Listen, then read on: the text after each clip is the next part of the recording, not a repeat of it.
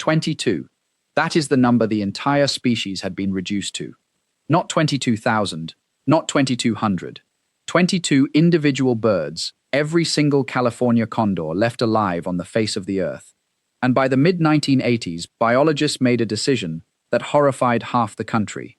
They went out and caught every last one of them, pulled the final wild condor out of the sky, and locked the whole species behind fences, betting that the only way to save the largest bird in North America was to make it, for a time, extinct in the wild. Critics called it a death sentence, dressed up as a rescue. And then, a decade later, on a December morning in 1996, they opened a crate on the red sandstone of the Vermilion Cliffs, just north of the Grand Canyon, and let captive-bred condors fall into open air for the first time in that country in more than 70 years. The people watching mostly just hoped the birds wouldn't die, wouldn't starve, wouldn't smash into a power line or wander off and vanish. What almost nobody predicted was that these birds, and the hundreds released after them, would do something that no zoo, no incubator, and no amount of money had been able to guarantee.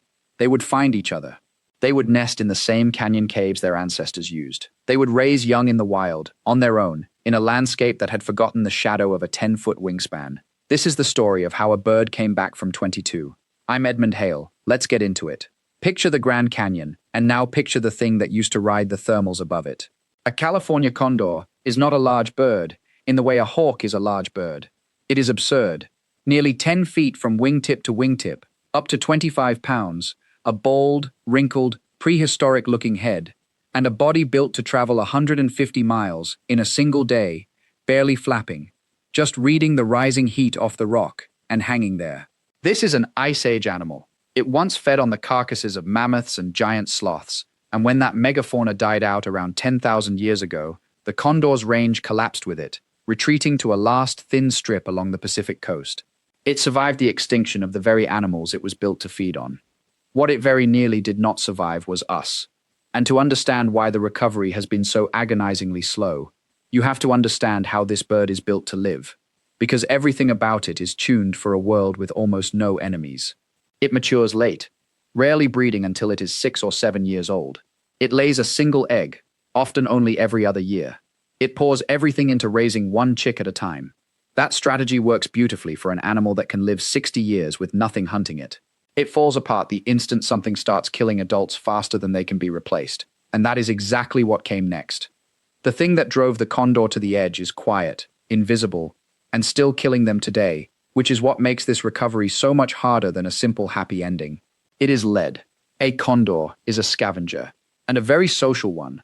So when a group of them descends on a dead deer or a gut pile left by a hunter, a single carcass laced with fragments of a lead bullet can poison a dozen birds at once. Lead does to a condor what it does to us, only faster and more lethally. It shuts down the gut, starves the bird while its stomach is full, scrambles the nervous system. For a species that lays one egg at a time, waits years to breed, and can live 60 years, that is a catastrophe, because you cannot out-reproduce that kind of loss.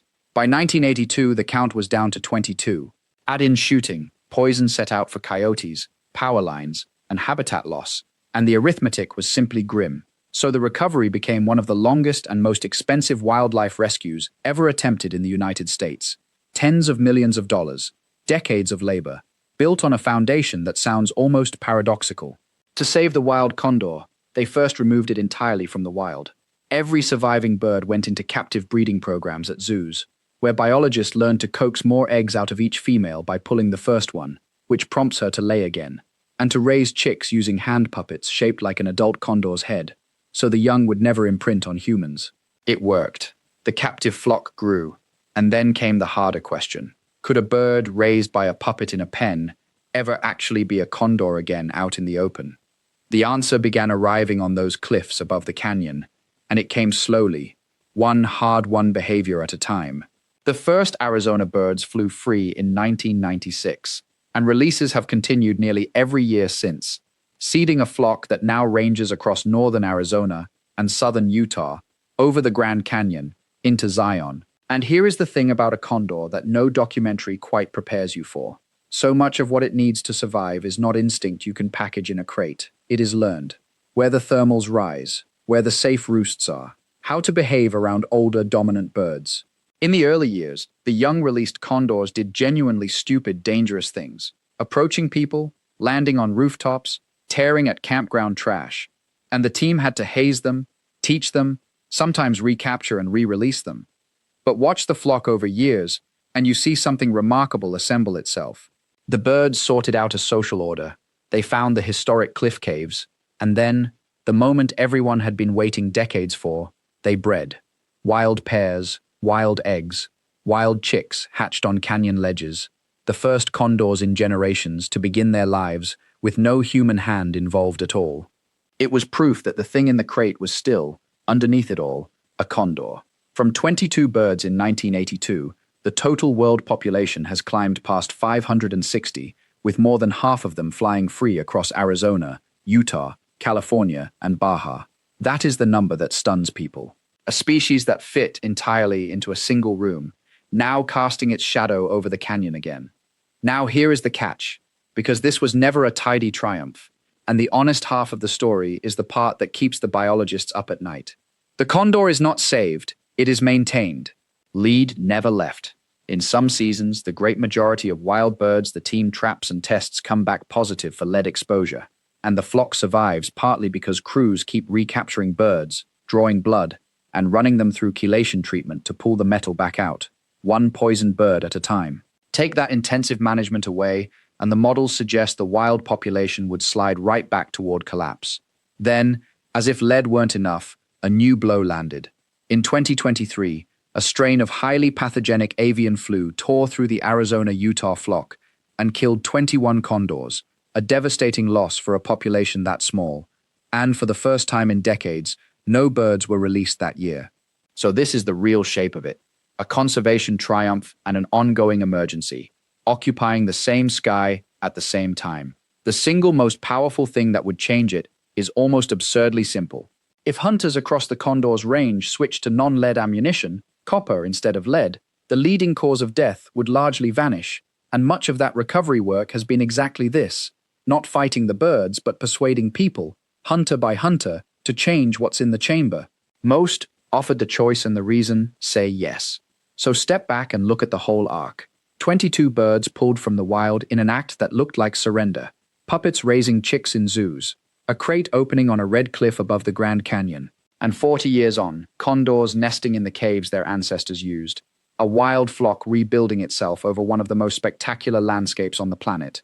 Held aloft by human hands that have not yet been able to let go. And that is the part I keep coming back to. We nearly erased this bird by accident, with fragments of metal we never meant for it. And we clawed it back not with some breakthrough, but with decades of patience, humility, and the willingness to keep showing up. The condors are flying again. Whether they ever truly fly free, without us catching them, testing them, saving them one bird at a time, depends on something much simpler than a captive breeding program. It depends on whether we're willing to take the poison out of their food. I genuinely want to know what you think, so tell me down in the comments whether you believe we'll ever set this species fully loose. If this changed how you see these birds, share it with someone who needs to see it too, and subscribe, because there are more of these comeback stories than you'd ever believe, and I've got plenty more to tell you. I'm Edmund Hale. Thanks for watching.